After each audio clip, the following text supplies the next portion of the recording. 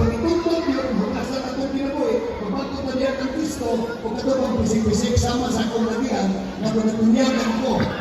Tomorrow afternoon, we're going to have a baptism, and we're going to give everyone in this room an opportunity to be part of it.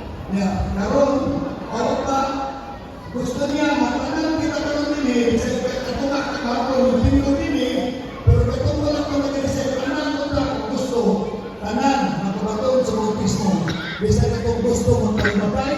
Yes, because some people are thinking, hey, maybe I should be even rebaptized. People have asked me recently, is that an acceptable thing to do, be rebaptized? Yun ay ko, kaputang direksyon ko. Kung ba na to, di ba namunyagan naman ta? Ano ba na, di na lang ko namunyagan naman ko. Nabutismuhan ako. Pero katong punya, nabutismo ninyo, dito binoon. Pero ako ito naghugas kay pisik-pisik naman. Kung yung sa katasan na tutulog sa tulo. Ana, kung doon na yung ba't yan ako, nabutismuhan mo, wak kasabot.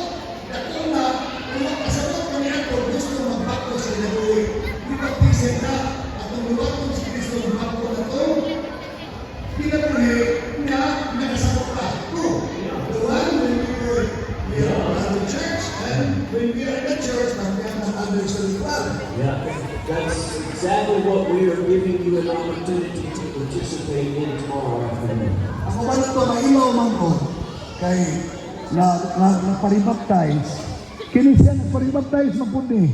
Can you tell them your experience? Yes, I was about 12, maybe 13, a young man, when someone came to the school that we were in and started talking to me about Jesus. Unya, sa una, na nag-istorya sa iya ba, may tungog kang Kristo po, kay siya nakasabot in taon.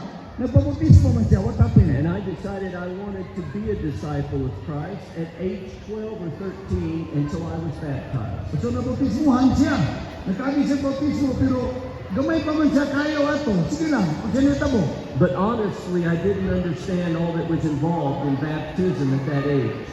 Ato nga, panahon na, wa pa siya kasabot kung siyang bautismo. So what happened?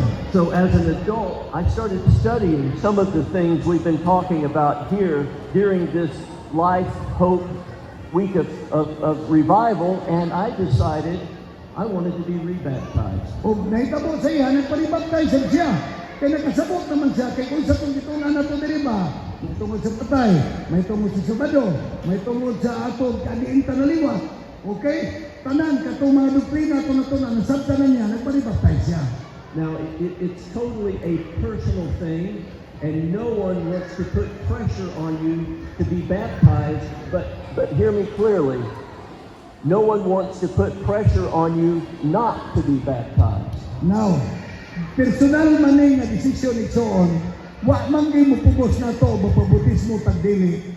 Pero dito sa Lapu-Lapu tulogin ni doon nako nga magpabutismo sila og usab. Dito